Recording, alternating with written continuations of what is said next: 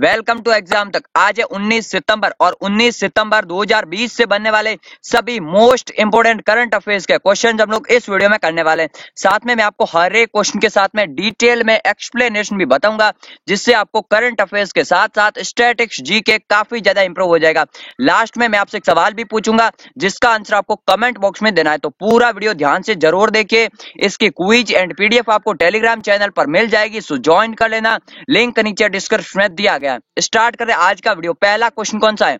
हाल ही में जारी global smart city index 2020 में कौन सा शहर शीर्ष पर आ? तो अभी जो है ग्लोबल स्मार्ट सिटी इंडेक्स जारी हुआ है, ये आपको इंपोर्टेंटली याद रखना। अभी जो है लेटेस्ट में जो इंडेक्स जारी हुआ है, इसमें एक और इंडेक्स जारी होता है ग्लोबल इनोवेशन इंडेक्स। उसमें जो है स्विट्जरलैंड टॉप पर आता है, स्वीडन जो है सेकंड पर रहा था।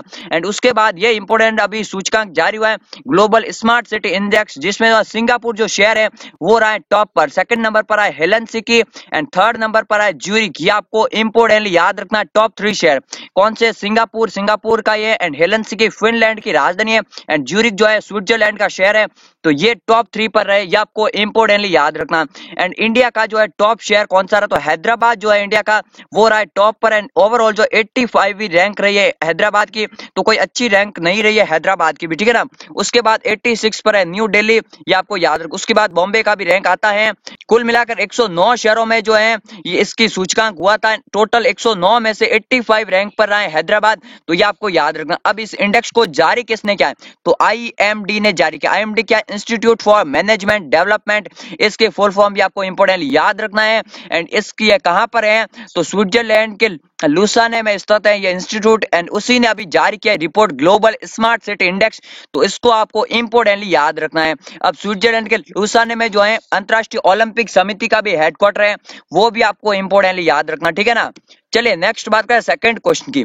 विश्व बांस दिवस यानी कि वर्ल्ड बैम्बू डे कब मनाया जाता है? तो वर्ल्ड बैम्बू डे मनाया जाता है हर वर्ष, में आपको बता दूं 18 सितंबर को। ये जो है 11वां था वर्ल्ड बैम्बू डे। ये जो शुरू कब हुआ था? तो 2009 में शुरू हुआ था। एंड इसको मनाता कौन है? तो विश्व बांस संगठन, वर्ल्ड बैम्बू ऑर्गेनाइजेशन जो है वही इसको मनाता है। 2009 से ये शुरू हुआ था एंड ये 11वां संस्करण था। अब 2020 में इसकी थीम क्या थी? तो बैम्बू नाउ, यही इसकी थीम थी, छोटी सी बैम्बू नाउ। ओके, तो इसकी थीम भी आपको इंपोर्टेंट याद रखना है। अब वर्ल्ड बैम्बू ऑर्गेनाइजेशन जो है ये इसको कंडक्ट करवाता है, डे को मतलब मनाता है। तो विश्व बांस संगठन का हेडक्वार्टर कहाँ है? तो इसका हेडक्वार्टर एंटवर्प बेल्जियम है, ये आपको इंपोर्टेंटली याद रखना है। बेल्जियम की राजधानी क्या है? ब्रुसेल्स है बेल्जियम की राजधानी। एंड बेल्जियम में एक शहर है एंटवर्प, वहां पर इसका हेडक्वार्टर है। इसकी स्थापना हुई थी 2005 में, ये आपको इंपोर्टेंटली याद रखना, इसकी फुल फॉर्म एंड इसकी स्थापना एंड हेडक्वार्टर, ठीक है ना। इसके भी कार्यकारी निदेशक अगर पूछ लेते हैं, सुजैन लुकास जो है वो है इसके कार्यकारी निदेशक विश्व बांस संगठन के। ये भी आपको मोस्ट इंपोर्टेंटली याद रखना। अब पिछले कुछ दिनों से लगातार इंपोर्टेंट डे आ रहे हैं। 14 सितंबर को था राष्ट्रीय हिंदी दिवस, 15 सितंबर को था राष्ट्रीय इंजीनियर डे, एंड 16 सितंबर का था ओजोन संरक्षण दिवस। वो भी आपको तीनों ही दिवस इंपोर्टेंट याद रखना। 17 सितंबर को कौन सा दिवस था? तो विश्व रोगी सुरक्षा दिवस जो था वो था 17 सितंबर को, वो भी आपको इंपोर्टेंट याद रखना। 18 सितंबर को है विश्व बांस दिवस, ये भी आपको मोस्ट इंपोर्टेंटली याद रखना, ठीक है ना। जो भी इंपोर्टेंट डे आते हैं वो आपको इंपोर्टेंट याद रखना है। एंड मंथली करंट अफेयर्स की वीडियो सितंबर की मैं बहुत जल्दी ला दूंगा, 30 सितंबर से पहले पहले वो वीडियो आ जाएगी। अगर आपको अगस्त महीने की भी मंथली वीडियो चाहिए तो फिर आप लोग बोल दीजिए, मैं बना दूंगा। अदरवाइज मैं अगस्त महीने की वीडियो नहीं बनाने वाला था, लेकिन काफी सारी रिक्वेस्ट आ रही कि मंथली करंट अफेयर्स की वीडियो बनाइए, तो सितंबर मंथ की तो वीडियो जरूर आएगी। अगर अगस्त की भी चाहिए तो कमेंट बॉक्स में कमेंट जरूर करना। चलिए नेक्स्ट बात करें थर्ड क्वेश्चन की। ऑनलाइन पोकर प्लेटफॉर्म 9stacks ने किसे अपना नया ब्रांड एम्बेसडर बनाया?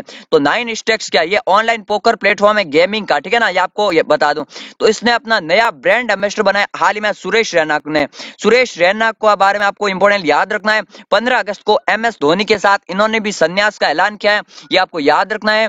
चेन्नई सुपर किंग्स से खेलते हैं ये IPL। एंड उसके अलावा जो 2 साल बीच में गैप लिया था चेन्नई सुपर किंग ने, उस समय गुजरात लॉयंस के कैप्टन भी थे। एंड सुरेश रैना के बारे में याद रखना, 9stacks के अभी ब्रांड एम्बेसडर बने। अभी जो है ब्रांड एम्बेसडर जो है लेटेस्ट है वो इंपोर्टेंट है। मिंत्रा जो है उसके ब्रांड एम्बेसडर बनी है एक्ट्रेस कियारा आडवाणी। इसके अलावा सचिन तेंदुलकर जो है वो कल ही बने पेटीएम फर्स्ट गेम्स के। उसके अलावा जो है भुवनेश्वर कुमार, स्मृति मंदाना जो है वो प्ले स्पोर्ट जो फैंटेसी गेम है उसके ब्रांड एम्बेसडर बने। इसके अलावा विराट कोहली की अगर बात की जाए तो पीएनबी बैंक के एमपीएल जो गेमिंग है उसके भी ब्रांड एम्बेसडर विराट कोहली है। एमएस धोनी जो है ड्रीम 11 के ब्रांड एम्बेसडर है एंड ड्रीम 11 जो है आईपीएल 2020 की टाइटल स्पॉन्सर है, वो भी आपको इंपोर्टेंटली याद रखना, ठीक है ना। फ्रेंड्स, ये जो करंट अफेयर्स के वीडियो होते हैं आपके सभी एग्जाम्स के लिए, like Delhi police, SSC, banking, railway, PCS, air force, navy, इन सभी एग्जाम के लिए इक्वली इंपोर्टेंट है, क्योंकि यहाँ पर आपको करंट अफेयर्स के साथ साथ स्टैटिक्स, जीके काफी ज्यादा इंप्रूव होता है। तो डेली करंट अफेयर्स का वीडियो जरूर देखिए एंड वीडियो देखने के लिए चैनल को सब्सक्राइब करके बेल आइकन को जरूर दबा दीजिए। चलिए नेक्स्ट बार का चौथे क्वेश्चन की, किस राज्य सरकार ने आर्थिक स्पंदन कार्यक्रम शुरू, तो अभी जो है लोन की व्यवस्था को और आसान बनाने के लिए आर्थिक स्पंदन कार्यक्रम शुरू किया है कोविड-19 के बाद कर्नाटक सरकार ने। ये आपको इंपोर्टेंटली याद रखना, ठीक है ना, ये कर्नाटक सरकार ने शुरू किया। अब कर्नाटक के बारे में आपको कुछ इंपोर्टेंट बातें याद रखनी, जैसे बेंगलोर में जो है वीर सावरकर फ्लाईओवर का उद्घाटन हुआ था, ठीक है ना। एंड इसके अलावा कर्नाटक का जो हुबली है, हुबली जंक्शन जो है उसका नाम बदलकर जो है स्वामी सिद्धरुद्रा स्वामी जी के नाम पर किया था। उस रेलवे स्टेशन का नाम हुबली रेलवे स्टेशन का। इसके अलावा जो हुबली प्लेटफॉर्म है वो आने वाले टाइम में विश्व का सबसे लंबा प्लेटफॉर्म होने वाला अभी गोरखपुर है, ठीक है ना। तो वो भी आपको हुबली एंड कर्नाटक के बारे में याद रखना। अब कर्नाटक की राजधानी क्या है? बेंगलुरु है कर्नाटक की राजधानी। इसको जो आईटी शहर भी कहा जाता है एंड सिलिकॉन वैली भी कहा जाता है इंडिया की, ठीक है ना। इसके सीएम कौन है कर्नाटक के? तो बीएस येदुरप्पा जो है वो है कर्नाटक के प्रेजेंट टाइम में सीएम। गवर्नर कौन है? तो वजुभाई वाला जो है वो है प्रेजेंट टाइम में कर्नाटक के गवर्नर। यहाँ के इंपोर्टेंट नेशनल पार्क कौन से? तो Bandipur national park, Nagarhole national park and Tungabhadra national park. ये इंपोर्टेंट नेशनल पार्क याद रखना है। तुंगभद्रा जो है नदी भी है एंड तुंगभद्रा डैम भी है, तो ये भी आपको याद रखना। जो हम्पी शहर है ऐतिहासिक वो तुंगभद्रा नदी के किनारे ही बसा हुआ है एंड इंपोर्टेंट है, आपको याद रखना, ठीक है ना।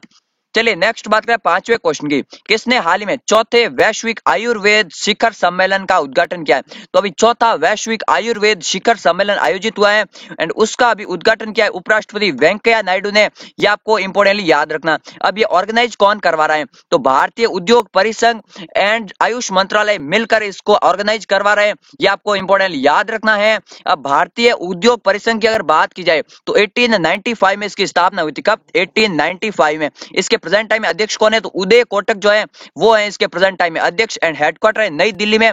भारतीय उद्योग परिसंघ के बारे में यहाँ पे आपको इंपोर्टेंटली याद रखना। एंड आयुष मंत्रालय ने इसको ऑर्गेनाइज किया है। तो आयुष मंत्रालय, अभी आयुष मंत्री कौन है? श्रीपद येसो नाइक जो है वो है प्रेजेंट टाइम में आयुष मंत्री। इनके बारे में भी आपको मोस्ट इंपोर्टेंटली याद रखना, ठीक है ना। इसका उद्देश्य है कि आयुर्वेद से जो है किस तरह से इम्यूनिटी बढ़ सके एंड कोविड-19 से लड़ने के लिए जो है ये आयुर्वेद को बढ़ावा देने के लिए जो है आयुर्वेद शिखर सम्मेलन का उद्घाटन किया है अभी। तो ये आपको इंपोर्टेंटली याद रखना वेंकैया नायडू के बारे में, ठीक है ना। चलिए नेक्स्ट बार का छठे क्वेश्चन की, हाल ही में आईबीएसए के विदेश मंत्रियों की बैठक की अध्यक्षता किसने की? तो आईबीएसए के अभी विदेश मंत्रियों की बैठक हुई जिसमें अध्यक्षता की है एस जयशंकर ने। ये आपको इंपोर्टेंटली याद रखना। अब आईबीएसए, इनके बारे में काफी सारे स्टूडेंट ने नहीं सुना होगा। तो आईबीएसए क्या है?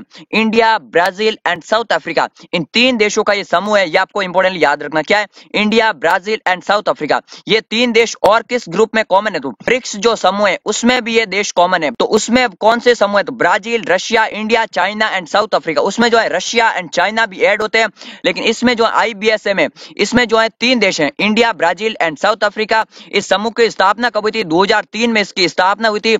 यह भी आपको इंपोर्टेंट याद रखना। कहां पर हुई थी? तो ब्राजील की राजधानी ब्राजीलिया में इसकी स्थापना हुई थी आईबीएसए की 2003 में। इंपोर्टेंट याद रखना है।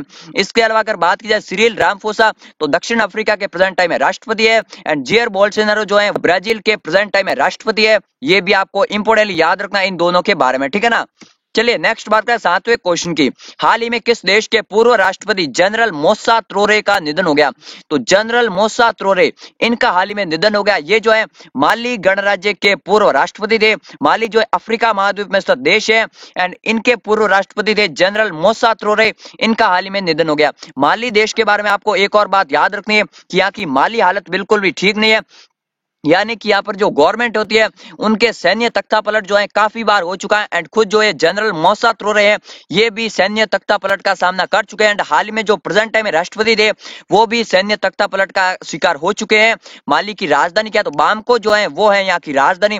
मुद्रा क्या है? तो पश्चिम अफ्रीका CAF फ्रैंक जो है वो है यहाँ की मुद्रा। एंड महाद्वीप कौन सा है? वेस्टर्न अफ्रीका महाद्वीप में स्थित है यह माली देश। मैप में अगर लोकेशन की बात की जाए तो ये रहा। सहारा मरुस्थल भी यहाँ पर पड़ता है। सहारा समुद्र तल विश्व का सबसे बड़ा है एंड ये है माली देश। आप लोग देख सकते हैं नाइजीरिया, बुर्किना फासो, गिनी, अल्जीरिया जो है ना, ये यहाँ पर इसके पड़ोसी देश है, मॉरिटानिया वगैरह। तो ये आपको मैप में भी इसकी लोकेशन इंपोर्टेंटली याद रखनी, ठीक है ना। नेक्स्ट बात करें 8वें क्वेश्चन की, आईसीआईसीआई होम फाइनेंस में किस नाम से होम लोन शुरू किया है? तो अभी जो होम लोन योजना का शुभारंभ किया है आईसीआईसीआई होम फाइनेंस ने, इसका नाम है अपना घर ड्रीम्स। ये आपको इंपोर्टेंट याद रखना, अपना घर ड्रीम्स जो है यही है ICICI home finance home loan योजना का नाम है। तो इंपोर्टेंट याद रखना है, आईसीआईसीआई बैंक के अंडर में ही आता है आईसीआईसीआई होम फाइनेंस। तो आपको मोस्ट इंपोर्टेंटली याद रखना, ठीक है ना। अब आईसीआईसीआई बैंक की बात है तो इसकी फुल फॉर्म क्या है? Industrial credit and investment corporation of India. इसकी फुल फॉर्म आपको याद रखनी है। इसके सीईओ कौन है? तो संदीप बख्शी जो है वो है इसके सीईओ एंड इसका हेडक्वार्टर का है तो बॉम्बे में आईसीआईसीआई बैंक का हेडक्वार्टर। स्थापना कब हुई थी? जून 1994 में स्थापना हुई थी वडोदरा गुजरात में। एंड आईसीआईसीआई बैंक की टैगलाइन क्या है? तो हम है ना ख्याल आपका, ये है इसकी टैगलाइन। इंपोर्टेंटली याद रखना इसकी टैगलाइन भी, ठीक है ना। चलिए नेक्स्ट बात करें 9th क्वेश्चन की, हाल ही में अमिताभ घोष का निधन हो गया, वो कौन थे? ठीक है ना। तो मोस्ट इंपोर्टेंट है अमिताभ घोष जो है उनका हाल ही में निधन हो गया एंड वो कौन थे? तो अमिताभ घोष जो है आरबीआई के पूर्व गवर्नर थे। 1985 में आरबीआई के गवर्नर बने थे एंड ये जो है इनके बारे में इंपोर्टेंट याद रखना है कि आरबीआई के 16वें गवर्नर थे एंड सबसे कम समय के लिए गवर्नर रहे थे आरबीआई के, मात्र 20 दिन जो है आरबीआई के गवर्नर रहे थे। ये आपको इंपोर्टेंट याद रखना, जनवरी फरवरी जो है 1985 में बने थे 16वें आरबीआई गवर्नर। ये आपको याद रखना अमिताभ घोष के बारे में एंड इनका हाल ही में निधन हो गया। इसके अलावा जो है ये इलाहाबाद बैंक के भी अध्यक्ष रह चुके हैं एंड इंडसइंड बैंक के भी निदेशक रह चुके हैं। अब आरबीआई की बात है तो आरबीआई के वर्तमान में गवर्नर कौन है? शक्तिकांत दास है एंड उनका कौन सा टर्म है? तो 25वें नंबर के हैं वो। आरबीआई का हेडक्वार्टर का है तो बॉम्बे में हेडक्वार्टर है। स्थापना हुई थी 1 अप्रैल 1935 को, कहां पर? कोलकाता में एंड हेडक्वार्टर है बॉम्बे में। ये आपको याद रखना है। चलिए नेक्स्ट बात करें आज के लास्ट क्वेश्चन की। अभी पिछले कुछ दिन पहले से वो लगातार रेटिंग एजेंसियां जो है वही अनुमान लगा रहे हैं कि इंडिया की जीडीपी वित्त वर्ष 2021 में कितनी रह सकती है। तो अब इसमें नया नाम जुड़ गया यूबीएस सिक्योरिटी का। यूबीएस सिक्योरिटी जो है चाइना की है एजेंसी एंड इसका हेडक्वार्टर है बीजिंग में। मैं आपको पहले ही बता दूं, इसके अनुसार जो है इंडिया की रेटिंग, इंडिया की जो जीडीपी है वो -8.6 रह सकती है वित्त वर्ष 2021 में। ये आपको इंपोर्टेंटली याद रखने। अब मैं आपको बता दूं पिछले कुछ दिनों से जैसे मूडीज के अनुसार जो है -11.5% रह सकते हैं, एडीबी एंड एसएंडपी के अनुसार -9% रह सकते हैं, केयर्स रेटिंग के अनुसार -8.2% रह सकते हैं, क्रिसिल रेटिंग एजेंसी उसके अनुसार -9.5 रह सकती है। तो इनकी जो आंकड़ा है ये भी आपको कुछ याद रखना है इंपोर्टेंट। अगर आप डेली वीडियो देखते हैं ना तो आपको ऑटोमेटिकली याद हो गई होगी, ठीक है ना। एंड यूबीएससी के बारे में आपको बता दिया, चाइना की है, ठीक है ना। चलिए अब मैं आपको कल के सवाल का आंसर देता हूं। आज का क्वेश्चन पूछता हूं। कल मैंने क्वेश्चन पूछा था कि केंद्र सरकार ने कहां पर नए एम्स की घोषणा की है। तो अभी बिहार में इलेक्शन आ रहे हैं तो भाई वहां तो एम्स बनेगा ही। बिहार के दरभंगा में नए एम्स की स्थापना की घोषणा हुई है, 4 साल में कंप्लीट करने का वादा किया है। तो ये आपको इंपोर्टेंटली याद रखना। एम्स की अगर बात की जाए फुल फॉर्म तो all India institute of medical science, important full form आपको याद रखनी है। अब आज का क्वेश्चन कौन सा है? तो आज का क्वेश्चन है पेटीएम फर्स्ट गेम के ब्रांड एम्बेसडर कौन बने। कल के वीडियो मैंने आपको डिटेल में बताया था एंड शायद मैंने आपको ऊपर आज के वीडियो में आपको इसका आंसर बता दिया है। तो आंसर जरूर लिखिए कमेंट बॉक्स में एंड उनके बारे में आपको कुछ रिकॉर्ड्स वगैरह पता हो तो जरूर लिखिए। मिलते हैं एक नए वीडियो में, तब तक के लिए जय हिंद जय भारत। जय हिंद जय भारत।